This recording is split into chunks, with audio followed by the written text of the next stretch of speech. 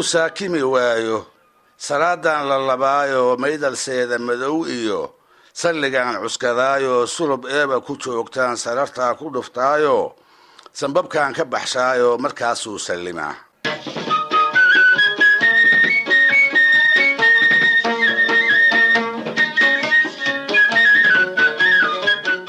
dhegaystayaal barnaamijkii kan ka horreeyey sidii aan ku soo sheegay qaybaha maansada soomaalida kolkaynu ka hadlayno geeraarku wuxuu qayb ka yahay habab saddexa oo hal abuurkii hore ee soomaaliyeed uu adeegsan jiray kolka uu doono ulajeedooyinka maansada qaar ka mid ah inuu wax ka yidhaahdo kuna cadgoosto guud ahaan culinta geeraarku waa ka fududdahay culinta gabayga sababtuna waxay tahay meeriskiisa oo miisaan ahaan midka gabayga ka gaaban sabab kalena waa qaafiyadda oo halka ay qasab tahay meeris kasta oo gabay ah inay ku jiraan laba eray oo isku xaraf ka wada bilowda meelo cayimanna ka gala meeriska geeraarka waxaa looga baahan yahay erey keliya oo xaraf qurac ku qaafiyadaysan inuu ku jiro had iyo jeer hal abuurkii hore ee soomaaliyeed wuxuu u beeri jiray geeraarka mar walba oo uu doono inuu ka maansoodo ulajeedooyin intooda badani ay ku saabsan yihiin colaadaha tolalka dhexdooda ka qarxi jiray iyo isu diyaarintooda hore ulajeedooyinkaas maansayahanadii hore ay geeraarka kaga bogan jireeni way badnaayeen waxaana ka mid ah guubaabinta colka la duulinayo garnaqsiga dagaalada kadib la isku soo hor fadhiisto ammaanta fardaha iyo dabaaldegga lagu maamuuso nin madaxa oo markaa la duubayo ama lagu murweeyo reeraha uu u duuban yahay mar uu dib ugu soo noqday isaga oo intii muddo ah si uun uga maqnaa si haddaba dhallinyarada iyo guud ahaan dhegaystayaashu ay u ogaadaan astaamaha uu habkani leeyahay iyo tilmaanta u gaarka ah aan tusaale u soo qaato laba geeraar oo markii la sheego ay soomaali badani garan doonaan midka hore guuto camaaryaley ah oo la duulinayo ayuu maansayahanku ku gubaabinayaa kan labaadna waxa uu hal abuurkii tiriya ku qeexayaa sida aanu colaadda u jeclayn ee uu cadowgiisa nabadda uga doono iyo markuu ka waayo sida uu isaga celiyo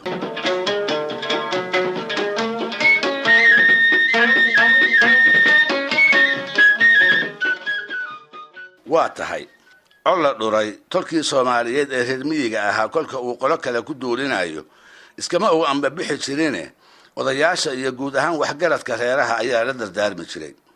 waxay u sheegi jireen marka ay reer hebel dul tagaan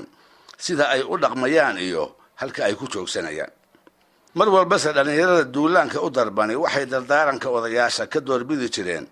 guubaabada maansayahankooda oo meel ay tuban yihiin intuu isa soo taago ka tirin jiray geeraar guubaaba miirana kaasoo ninkii awalba geesiga ahaana dhiiranaan ku sii biirin jiray kii fulayga ahaana wadnaha u kabi jiray tuduucyada geeraarkaasi marka ay dhagahooda ku dhacaan ayay dhallinyaradu iyagoon dhag la qabto lahayn oo dhiig iyo dhagar maagan warmahana looshanaya waxay ku yaaci jireen ciddii loo bukaan qabay rugihii ay ku ogaayeen amaba loogu sheegay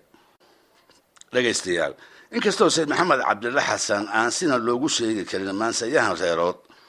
daraawiishtii uu u arrimin jirayna ay ka koobnay tolalka soomaalida dhammidood haddana guyaashii uu halganka ku jiray marna kama ilduufin kolka colalka la duulinayo waxtarka uu geeraarku u leeyahay haddaba maalin maalmaha ka mid ayuu sayidku amray col daraawiisha in lagu saaro ingiriis iyo soomaalidii la jirtay isagana ay xiiraha ahaayeen markuu colkii diyaar noqday ayaa ammaanduulayaashii midkood inta sayidkii u galay u sheegay isaga uun dardaarankiisa iyo ducadiisa inay sugayaan faraskiisii dhoodimeer oo si wacan loogu heenseeyey isaga uu ku jooga ayuu soo baxay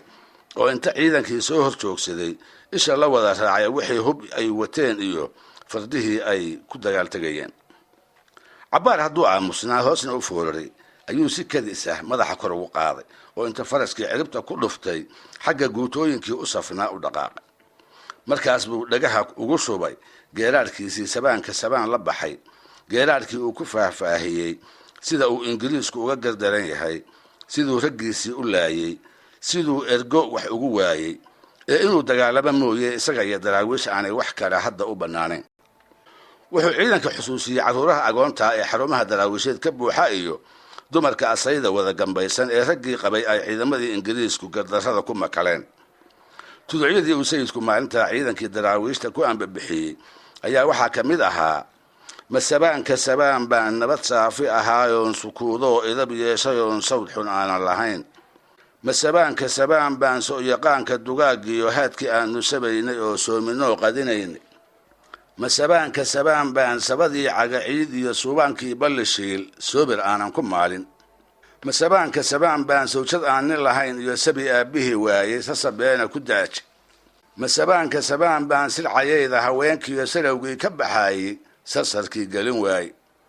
masabaanka sabaan baan raggaygii la sadqeeyiyo soofkaygii la xaraashay sadyaa iiga ceshooy subax noolba lahabu. haddaba haddii ay maansadu qaabkan leedahay, gabay ma ahee ha ku sheegin, oo jiifta ma ahee ha ku magacaabin, oo hees ma ahee ha u malayn. oo maxay tahay? waa geeraar.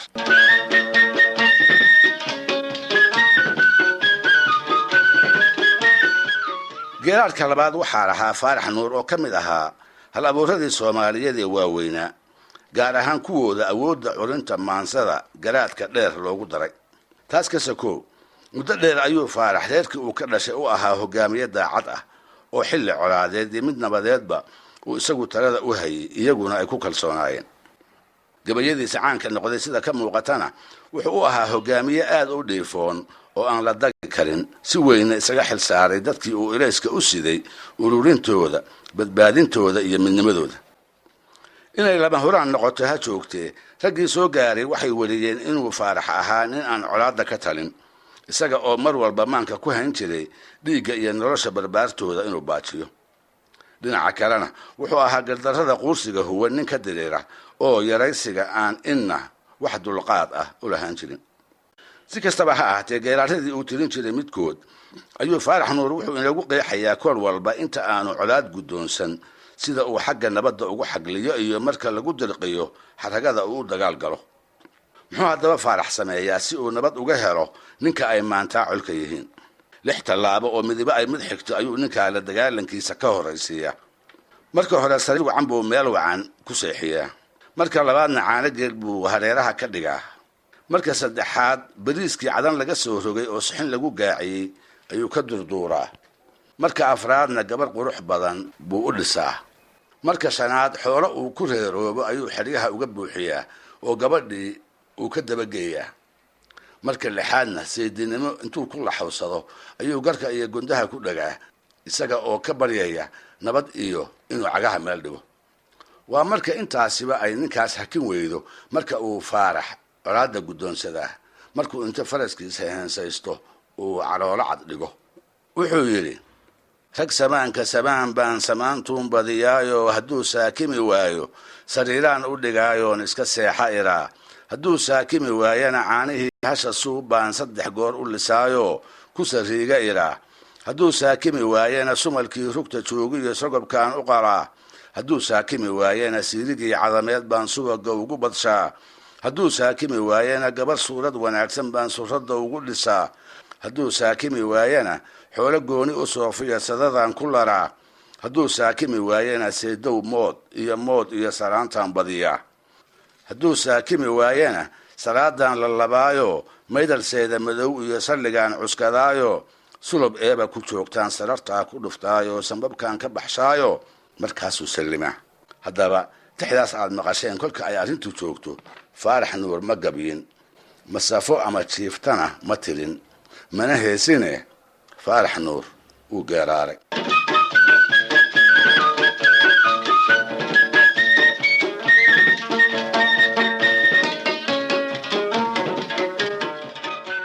dhegaystayaal, barnaamijkii dhaqanka iyo hidduhu mooggan halkaa ah inoo joogo. waa inoo toddobaadka soo socda iyo isagoo kale hadduu eebba yidhaahdo.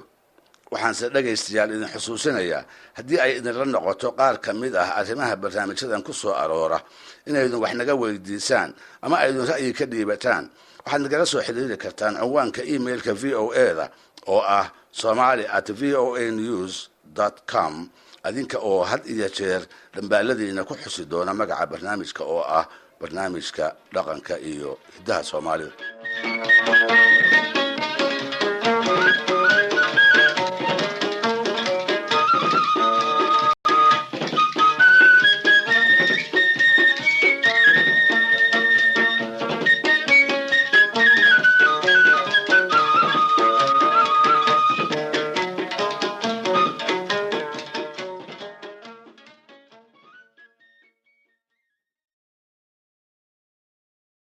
fadlan haddii aad channelkan ku cusub tahay subscribe saar gambaleelkana daaro si fiidiyowyada cusub aad u hesho haddii fiidiyowgan uu ku cajib geliyeyna like saar share garayna